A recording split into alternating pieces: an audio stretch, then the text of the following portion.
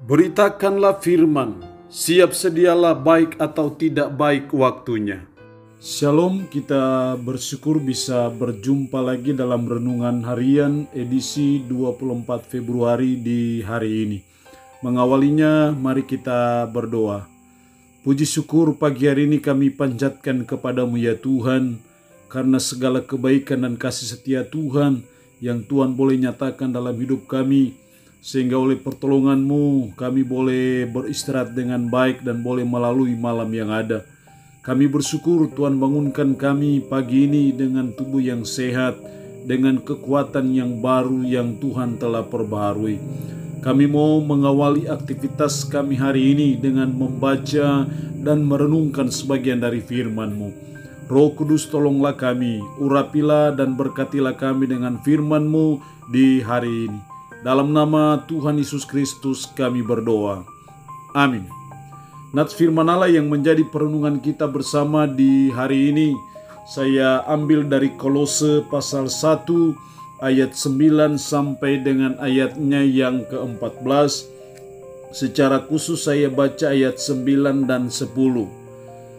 Firman Allah berkata demikian, sebab itu sejak waktu kami mendengarnya, kami tiada berhenti-henti berdoa untuk kamu.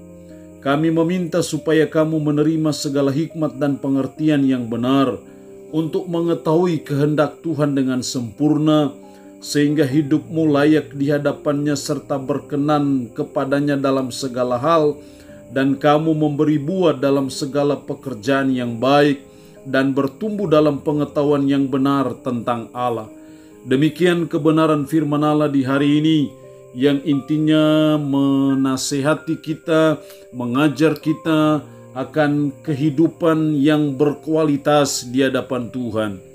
Saya percaya kita semua yang Dia sudah tebus dengan darah yang mahal di Bukit Golgota, supaya kita bisa memiliki kehidupan yang berkualitas di hadapan Tuhan, supaya kita mempunyai cara hidup yang unggul di mata Tuhan, sehingga akhirnya kita boleh menjadi berkat bagi orang lain.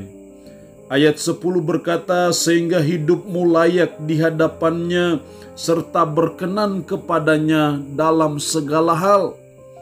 Kalau hidup kita layak di hadapan Tuhan, kalau kita berkenan kepada Tuhan dalam segala hal, saya menyebut ini sebagai suatu kehidupan yang berkualitas di hadapan Tuhan.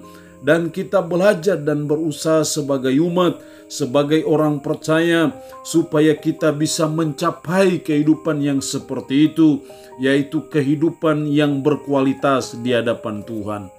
Lalu pertanyaannya adalah, bagaimanakah kehidupan yang berkualitas di hadapan Tuhan? Seperti apakah, model apakah kehidupan yang berkualitas di hadapan Tuhan? Yang pertama, dalam ayatnya yang ke-9, sebab itu sejak waktu kami mendengarnya, kami tiada berhenti-henti berdoa untuk kamu. Kami meminta supaya kamu menerima segala hikmat dan pengertian yang benar untuk mengetahui kehendak Tuhan dengan sempurna. Untuk mengetahui kehendak Tuhan dengan sempurna. Kalau saudara dan saya mengetahui kehendak Tuhan dengan sempurna, itu saya menyebut sebagai kehidupan yang berkualitas di hadapan Tuhan. Itu adalah dasar, itu adalah fondasi dalam membangun hidup yang berkualitas di hadapan Tuhan. Berarti dengan kata lain, yang pertama, supaya hidup kita berkualitas di hadapan Tuhan, maka yang pertama kita harus mengetahui kehendak Tuhan dengan sempurna. Lalu kehendak Tuhan itu ada di mana? Kehendak Tuhan adalah ada dalam firman-Nya. Sehingga mengetahui kehendak Tuhan sama dengan mengetahui firman Tuhan secara baik dan benar. Itu yang dimaksud dengan mengetahui kehendak Tuhan dengan sempurna. Bagaimana kita bisa membangun kehidupan yang berkualitas di hadapan Tuhan kalau kita tidak tahu apa kehendak Tuhan dalam hidup kita? Apa yang Tuhan mau, apa yang berkenan kepada Tuhan. Tapi kalau kita mengetahui kehendak Tuhan dengan sempurna, mengetahui kehendak Tuhan dengan baik, itu menjadi dasar untuk saudara dan saya bisa melakukan kehendak Tuhan itu. Dan apabila saudara dan saya melakukannya, itu yang membuat saudara dan saya memiliki kehidupan yang berkualitas di hadapan Tuhan. Jadi mari kita belajar terus untuk mengetahui kehendak Tuhan dengan sempurna. Kita terus belajar, membaca, menyelidiki, merenungkan firman, membagikan firman itu supaya kita semakin mengetahui kehendak Tuhan dengan sempurna, karena itu yang membuat kehidupan kita berkualitas di hadapan Tuhan. Yang kedua, kehidupan yang berkualitas di hadapan Tuhan, ayat 10, sehingga hidupmu layak di hadapannya, serta berkenan kepadanya dalam segala hal, dan kamu memberi buah dalam segala pekerjaan yang baik. Dan kamu memberi buah dalam segala pekerjaan yang baik. Yang kedua, kehidupan yang berkualitas di hadapan Tuhan adalah kalau kita menghasilkan buah dalam segala pekerjaan yang baik. Artinya bahwa kita selalu menghasilkan buah yang kita wujudkan itu dalam bentuk kita berkarya yang terbaik. Kita selalu berbuat yang terbaik dalam pekerjaan kita, dalam tugas dan tanggung jawab yang dipercayakan kepada kita. Kita selalu melakukannya dengan the best, dengan terbaik. Maka itu artinya kita menghasilkan buah dalam pekerjaan yang baik. Dan apabila kita menghasilkan buah dalam pekerjaan yang baik, itulah kehidupan yang berkualitas di hadapan Tuhan. Jadi hal yang kedua, kehidupan yang berkualitas di hadapan Tuhan adalah menghasilkan buah melalui karya yang terbaik bagi Tuhan. Itu berarti sebagai umat, sebagai orang percaya, kita diajak oleh Tuhan. Karena kita sudah ditebus dengan darah yang mahal di Bukit Golgota. Roh Kudus sudah diberikan kepada saudara dan saya yang akan menolong kita, memampukan kita dalam melaksanakan tugas dan tanggung jawab kita. Karena itu seharusnya kita selalu berkarya yang terbaik. Kita harus selalu berbuat yang terbaik dalam tugas dan tanggung jawab kita. Dan itu namanya kita menghasilkan buah dalam segala pekerjaan yang baik. Dan ketika saudara dan saya menghasilkan buah dalam setiap pekerjaan yang baik, maka itulah hidup yang berkualitas di hadapan Tuhan. Karena itu sebagai umat, sebagai orang percaya, apapun tugas kita, apapun kepercayaan yang diberikan kepada Tuhan, apapun tanggung jawab yang diberikan Tuhan kepada kita, mari kita terus berkarya yang terbaik. Mari kita terus berusaha mempersembahkan yang terbaik. Mari kita terus belajar mengejar untuk kita selalu melakukan sesuatu yang terbaik bagi Tuhan, bagi perusahaan di mana kita bekerja, bagi gereja di mana kita melaksanakan tanggung jawab kita. Kalau hal itu yang terjadi, itulah kehidupan yang berkualitas di hadapan Tuhan.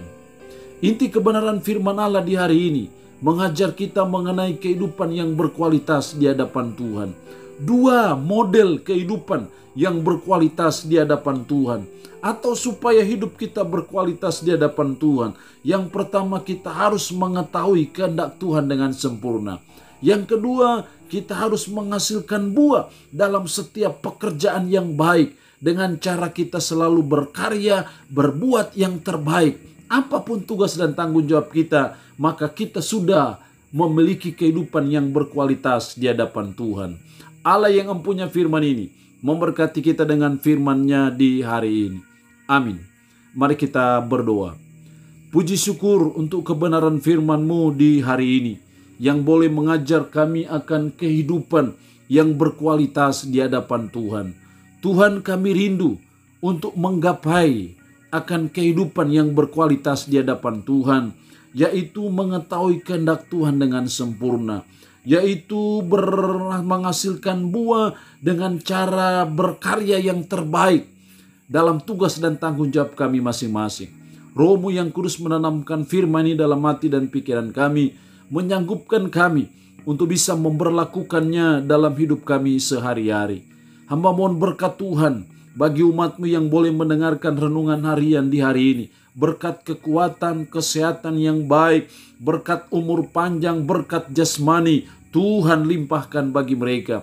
Umat-Mu dalam pergumulan kuatkan dan teguhkan iman mereka, dan berilah jalan keluar bagi setiap pergumulan mereka. Umat-Mu yang saat ini dalam keadaan sakit, hamba berdoa dalam nama Yesus. Tuhan tolong, Tuhan jamah, Tuhan beri kesembuhan kepada mereka dari sakit yang diderita.